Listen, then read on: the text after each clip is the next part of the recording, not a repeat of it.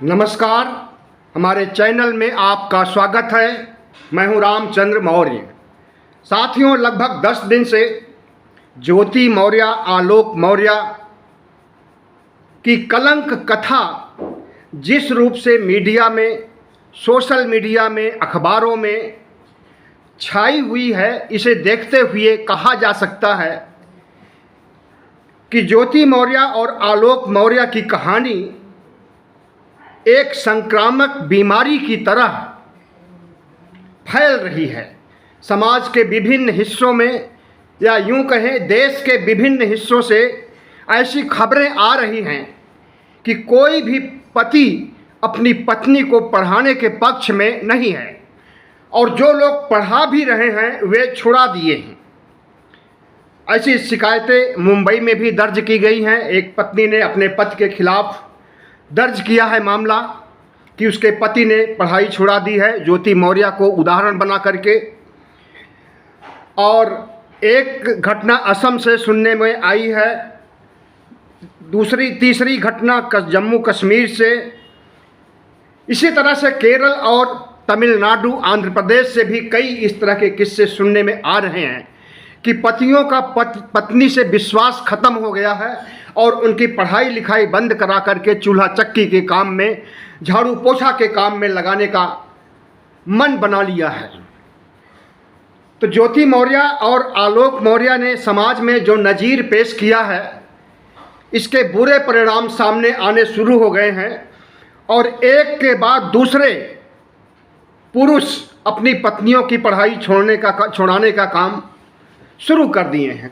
अभी कल की बात है कि कानपुर देहात में सविता मौर्य, जो कि नर्सिंग का कोर्स करके कम्युनिटी हेल्थ ऑफिसर के रूप में ज्वाइन किया था, उसने भी अपने पति अर्जुन मौर्य को छोड़ने की बात कही।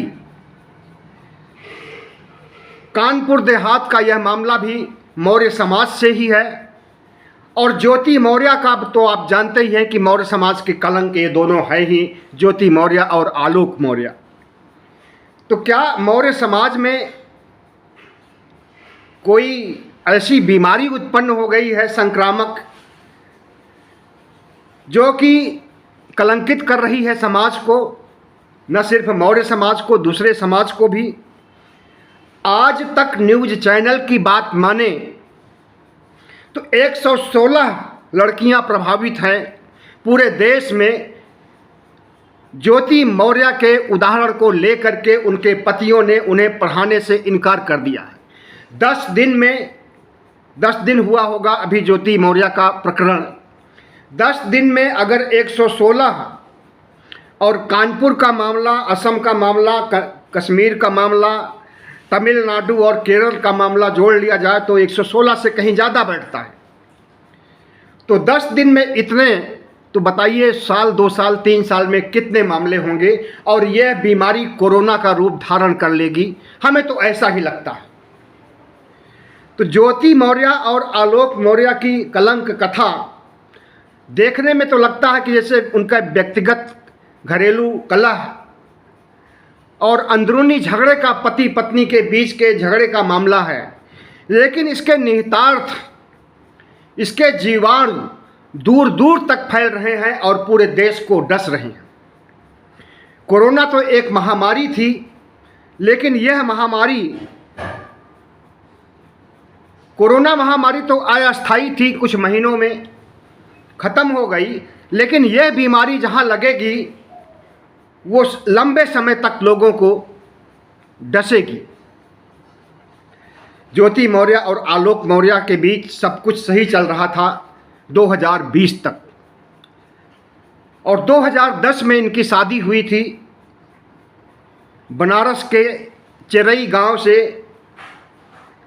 और ज्योति मौर्य के पिता परचून की दुकान और आटा चक्की का काम किया करते थे। लेकिन जब वीडियो वायरल होने लगे तो उसने आलोक मौर्य को धमकाते हुए कहा कि हमारे खानदान के लोग, हमारे पिताजी बहुत बड़े सामंत हैं और तुम्हारी हेकड़ी निकाल देंगे। इस तरह से वीडियो मैंने खुद देखा है। उसी के शब्दों में उसके मुंह से इन बातों को सुना है। तो जिस तरह से ज्योति मौर्य ने आलोक मौर्य के साथ किया है, बहुत निंदनीय और दुर्भाग्यपूर्ण है, न सिर्फ उनके लिए बल्कि पूरे समाज के लिए। पूरे समाज को शर्मसार करती है यह घटना। और यह घटना जब बीमारी का रूप धारण करती है तो पूरे देश को शर्मसार करेगी। 2010 में शादी हुई, उस समय वो बीएड कर रही थी और लोन लेकर के इसके पति ने इसे पढ़ाया था। घर का काम भी खुद ही करता था, चूल्हा चक्की झाड़ू सारा काम आलोक मौर्य करता था और इन्हें पढ़ने की पूरी आज़ादी दे रखी थी, पूरा समय दे रखा था। 2015 में गर्भवती होती हैं आज ज्योति मौर्य, और जिस समय ये परीक्षा में सफलता हासिल करती हैं, लिखित परीक्षा पास करती हैं, उस समय गर्भवती होती हैं। इंटरव्यू के समय भी बताया जाता है कि गर्भवती ही थी। और 2016 में जुड़वां बच्चे, 2 बेटियों को जन्म दिया। अब तक तो सब सही चल रहा था, लेकिन 2020 में ज्योति मौर्य बरेली अपने मां के पास गई हुई थी, वहां पर ड्यूटी करती थी और उनकी मां साथ में रहती थी और दोनों बेटियां रहती थी। तो आलोक मौर्य को वहां पर उनकी मां तो नहीं मिली, बेटी नहीं मिली, लेकिन ज्योति मौर्य जरूर मिली अपने पूर्व प्रेमी, या यूं कहें कि अपने खास प्रेमी मनीष दुबे के साथ। और मनीष दुबे की स्टोरी सुन लीजिए कि वो भी शादीशुदा बच्चों वाला इंसान है। कमांडेंट, होमगार्ड कमांडेंट के रूप में पहले गाजियाबाद में, फिर अब कहीं और पोस्टेड है, शायद बुंदेलखंड में। इसकी भी शादी हो चुकी है और इसकी पत्नी ने भी तलाक के लिए केस डाल रखा है। वैसे कुछ लोग कहते हैं कि इसने ही पत्नी के खिलाफ केस डाला है। तो मनीष दुबे तलाक लेने जा रहा है और इधर ये तलाक लेने जा रही है। जब रंगे हाथ पकड़ी गई तो एक बेडरूम में दोनों पकड़े गए थे और संदिग्ध परिस्थितियों में पकड़े गए थे। पकड़ने वाला आलोक मौर्य था। उसी समय से इनके संबंधों में खटास आने लगी और उसके बाद एक बार लखनऊ के एक बड़े होटल में रंगे हाथ पकड़ लिया था आलोक मौर्य ने ज्योति मौर्य को मनीष दुबे के साथ मुंह काला करते हुए। तो कोई भी पति अपनी पत्नी को मुंह काला करते हुए अगर पकड़ेगा तो शायद वो माफ़ नहीं करेगा, लेकिन फिर भी आलोक मौर्य माफ़ करने के लिए और फिर से शादीशुदा जिंदगी को आगे बढ़ाने के लिए, जिंदगी को पटरी पर लाने के लिए तैयार था, तब भी और अब भी। लेकिन मनीष दुबे ज्योति मौर्य के लिए इतना खास हो गया कि उसे छोड़ना नहीं चाहती हैं, और मनीष दुबे के लिए ज्योति मौर्य इतना खास हो गई कि वो भी अपनी पत्नी से तलाक ले रहा है। मनीष दुबे की पत्नी से आलोक की बात हुई तो वो बेचारी गिड़गिड़ा रही थी कि भैया हमारे परिवार को बचा लो, अपनी बीबी को संभालो। इसने कहा कि अपने पति को संभालो, हमारी बीबी को ये बरगला रहा है। उसकी पत्नी ने कहा कि अपनी पत्नी को संभालो, आपकी पत्नी ने हमारे पति पर डोरे डाल रखे हैं। तो इस तरह की कहानी है ज्योति मौर्य की। और ज्योति मौर्य का जो पक्ष ले रहे हैं मौर्य समाज के लोग या किसी भी समाज के लोग,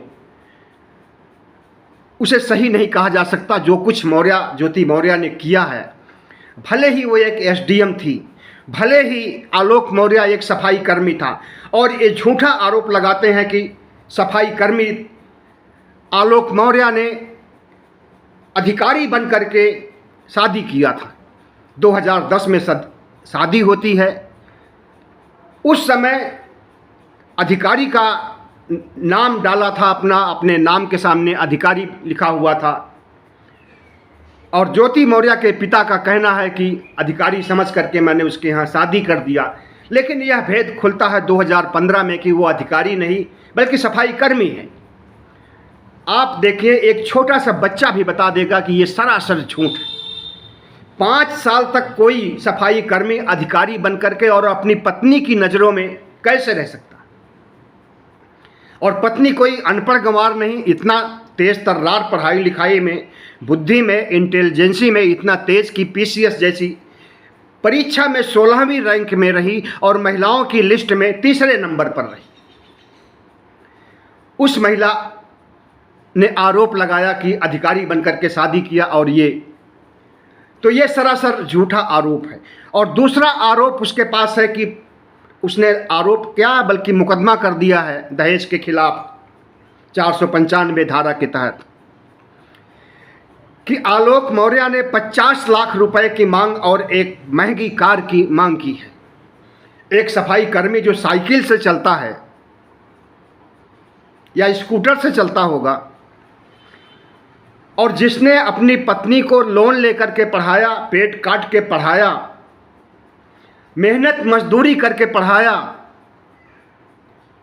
क्या वो इस तरह से दहेज की डिमांड कर सकता है और महंगी कार लेगा? और महंगी कार लेने से ही काम नहीं चलता है, उसको मेंटेन भी करना पड़ता है।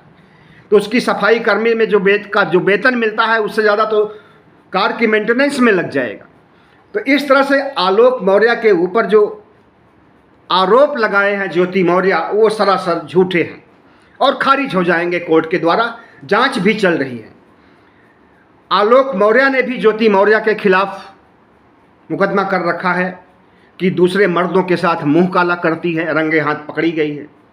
इस मामले की भी इंक्वायरी चल रही है और ज्योति मौर्य के पास एक डायरी पकड़ी गई है, आलोक मौर्य ने ही उसे पकड़ा है, जिसमें वो महीने भर या हर महीने की अपनी रिश्वत की कमाई नोट किया करती थी और वो कमाई 6 लाख के आसपास होती थी हर महीने।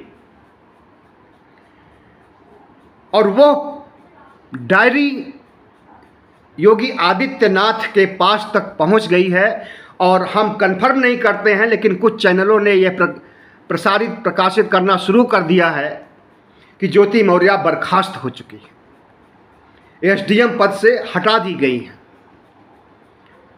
तो ज्योति मौर्य ने जो कुछ गलत किया उसकी सजा राजनीतिक प्रशासकीय रूप से उन्हें मिल चुकी है और सामाजिक रूप से मिलना अभी बाकी है। सामाजिक रूप से उसका बहिष्कार होना चाहिए।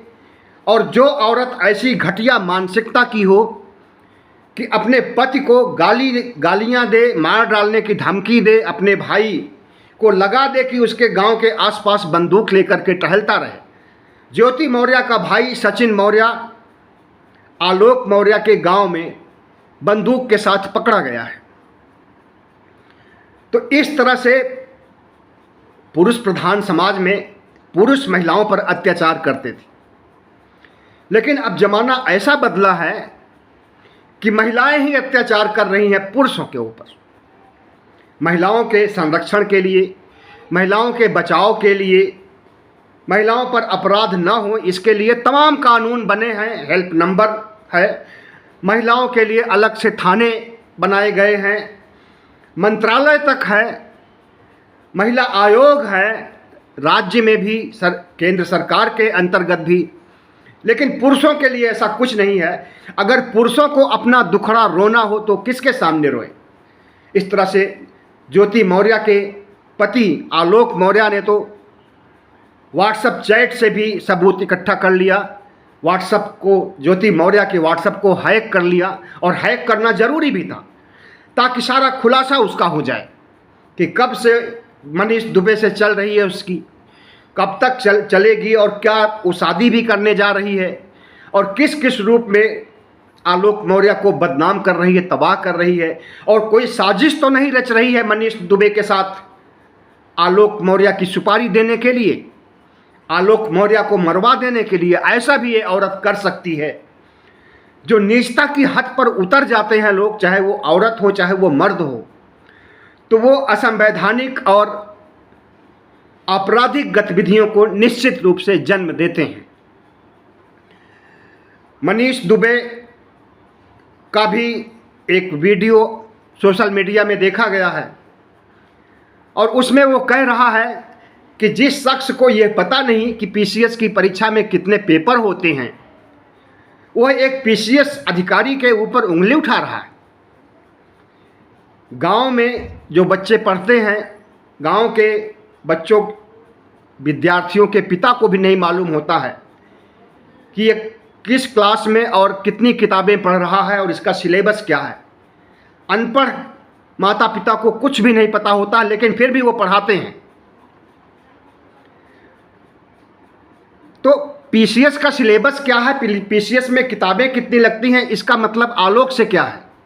आलोक की पढ़ाई अगर पीसीएस के मद्देनज़र हुई होती तो वो भी ग्रेजुएट होता और पीसीएस अधिकारी होता, तब उसे पता होना चाहिए था।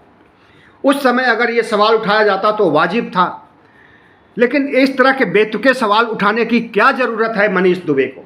और इस तरह से बेतुके सवाल वही उठाता है जो दिमागी रूप से झुंझला जाता है, क्योंकि उसके पास कोई सकारात्मक सोच नहीं होती और वो सामने वाले को कंडम करने के लिए, उसकी आलोचना करने के लिए उसके पास कोई तथ्य नहीं होता है। जब तथ्यहीन होता है तो अनर्गल तथ्यों का उपयोग करता है।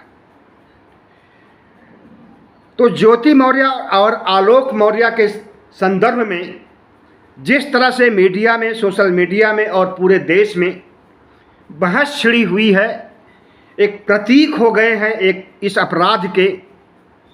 इस अपराध को क्या नाम दिया जाएगा वो तो बाद में पता चलेगा, लेकिन इस अपराध ने बहुत से परिवारों को तोड़ दिया है। बहुत सी प्रतिभावान बहुओं के अधिकार को छीन लिया है और उनके पढ़ाई से उन्हें महरूम कर रहा है। उन्हें भी अधिकारी बनने का, इंजीनियर, डॉक्टर बनने का शौक़ है और वो शौक़, वो ज़रूरत अब पूरी नहीं हो पाएगी सिर्फ ज्योति मौर्य एसडीएम की वजह से।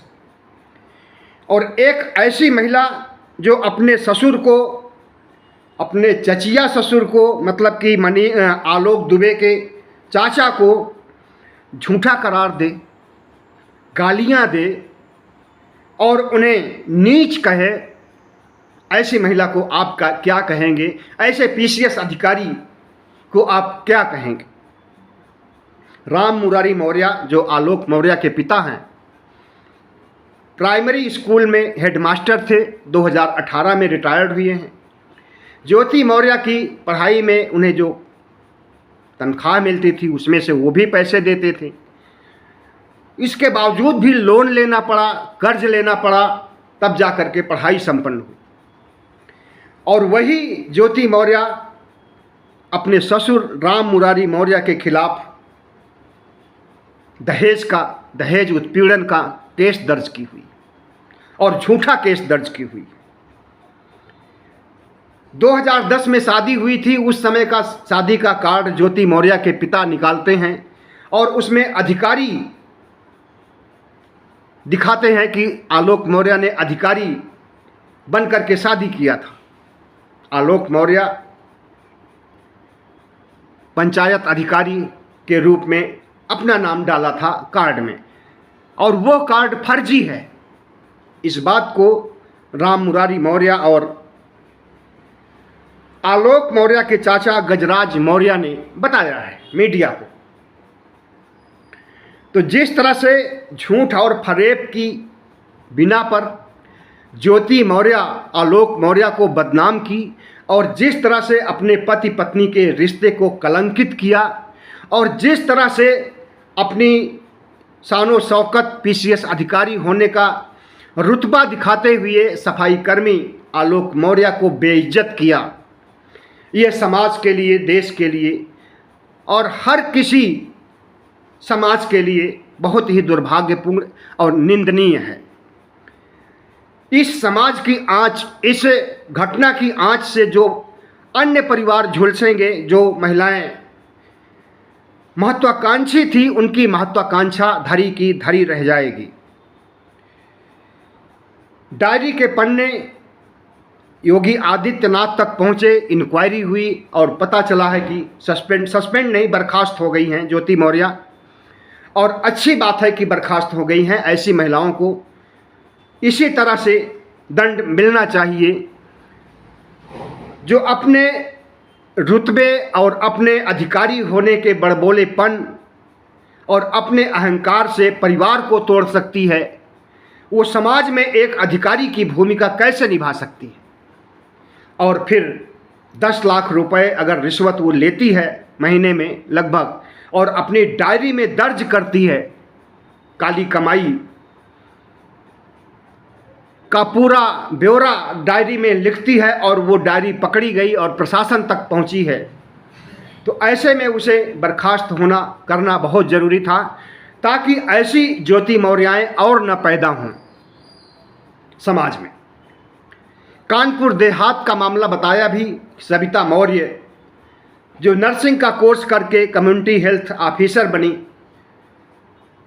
ज्योति मौर्य के तुरंत बाद उसने भी वही रुख अपनाया जो ज्योति मौर्य ने अपनाया था, और अर्जुन मौर्य को तलाक दे रही है। इस तरह से 116 से अधिक केस अभी तक सामने आ चुके हैं, जिससे कि समाज प्रभावित हुआ है। आगे कितना प्रभावित होगा कुछ नहीं कहा जा सकता है, लेकिन सचिन मौर्य जो कि बंदूक कंधे पर रख करके आलोक मौर्य की तलाश कर रहा है हत्या करने के लिए, इस पर भी प्रशासन को नज़र रखनी चाहिए और आलोक मौर्य को पर्याप्त सुरक्षा मुहैया की जानी चाहिए। और ज्योति मौर्य जैसे अधिकारी को न सिर्फ नौकरी से हटाया गया है, अच्छा किया गया है, झूठ और फरेब के आरोप में इसके ऊपर 420 धारा के अंतर्गत केस चलाया जाना चाहिए और इसे जेल के शिक्षकों के पीछे ठूंसा जाना चाहिए, ताकि ये और कोई भी ज्योति मौर्य न बन सके किसी भी समाज में। बहुत बहुत धन्यवाद। हमारे चैनल को सब्सक्राइब कीजिएगा, लाइक कीजिएगा और शेयर कीजिए।